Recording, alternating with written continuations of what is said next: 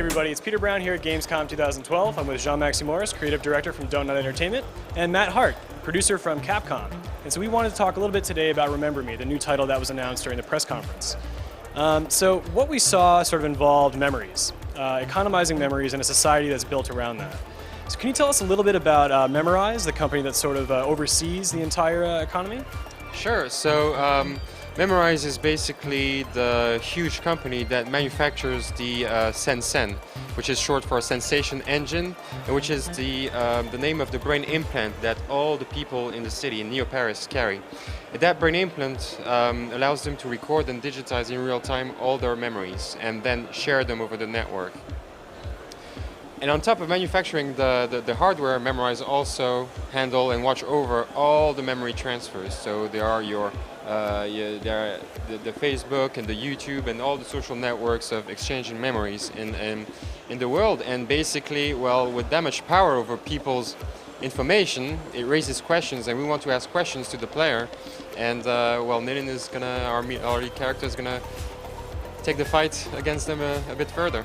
Because obviously people do not want this sort of one company, you know, controlling everyone's memories. I mean, that kind of has a lot of implications in society. Well, actually they do. They do. Everyone bought a TV, and now the average viewing time is what, 3 hours a day? Everyone bought a smartphone, and now people potentially, I'm not saying they do, but potentially they can trace you down wherever you are.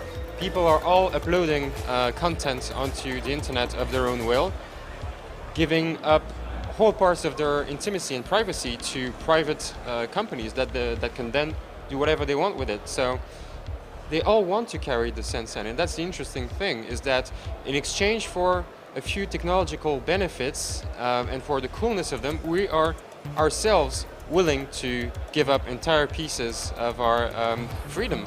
Yeah, so a lot of people are wondering how Capcom and you guys got together to publish this game. Can you give us a little bit of insight into?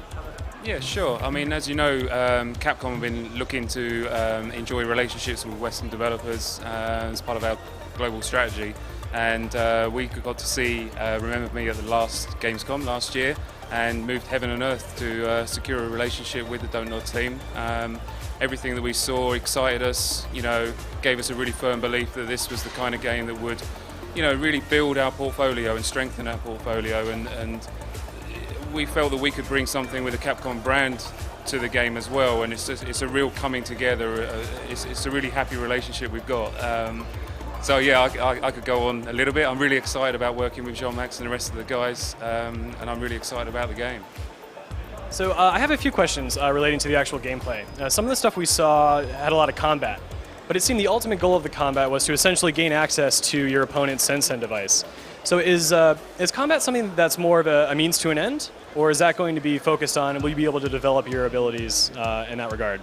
So there's going to be various layers to the combat. So what you saw in the demo yesterday was first the core of the combat, which is an easy to pick up melee combat system with combos, dodging moves, and finishing moves, the memory overloads. Then you saw there was a second layer of depth to the combat, which was what we call the S-presence. It was that wheel, you know, in the interface that was displayed at some time, and so Nilin has a set of special powers that she can unleash to turn the tide of battle. And so that's the second layer of depth, and there will be other layers coming on top of that, and they will definitely, you know, tie into the memory theme, be about progression, but that is what we will talk about in the future. Is that depth to the combat gameplay experience that one we can't talk about right now, but we will be talking about real soon. But that's what I was referring to about having the DNA for a Capcom game, that it has the crunch that our fans expect.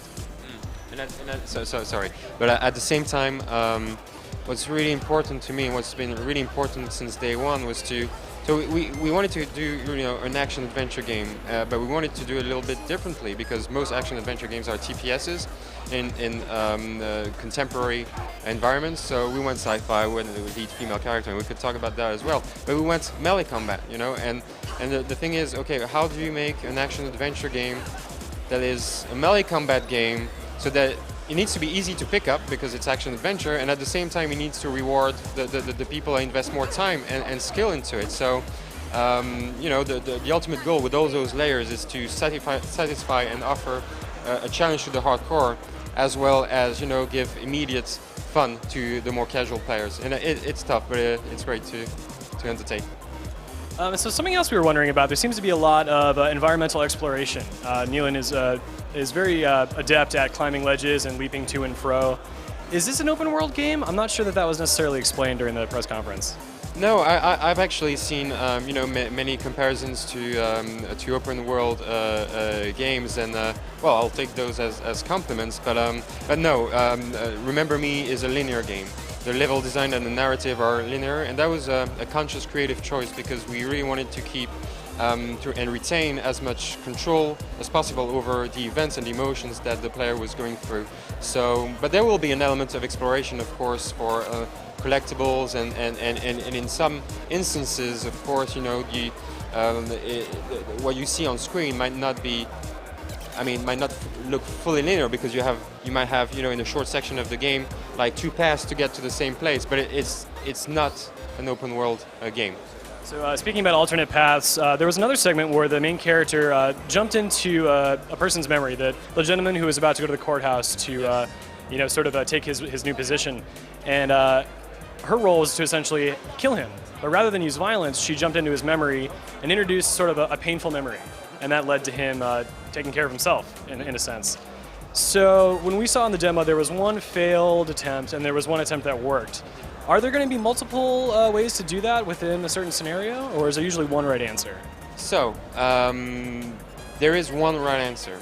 But that being said, what we did with that video is we wanted to keep it as short as possible to make it, and I wanted to have a strong emotional impact that really illustrated the concept of diving into someone's memories and changing the slightest details, and then having the butterfly effect consequences pan out onto the real world. And that was made in a very linear way. You tried one interaction, then went back, then tried to combine it with a second one, and then it worked.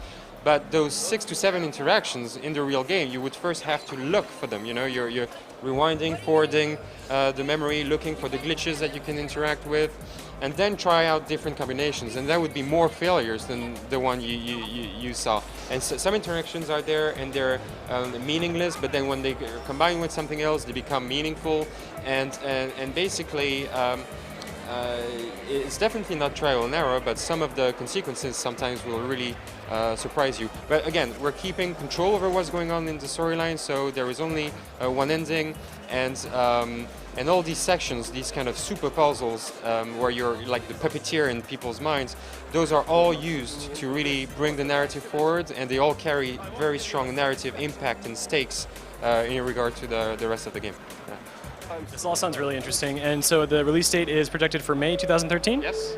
Yes. All right. Well, thanks for sitting and talking with us. This is about Remember Me from Capcom and Dontnod Entertainment. Thanks for watching.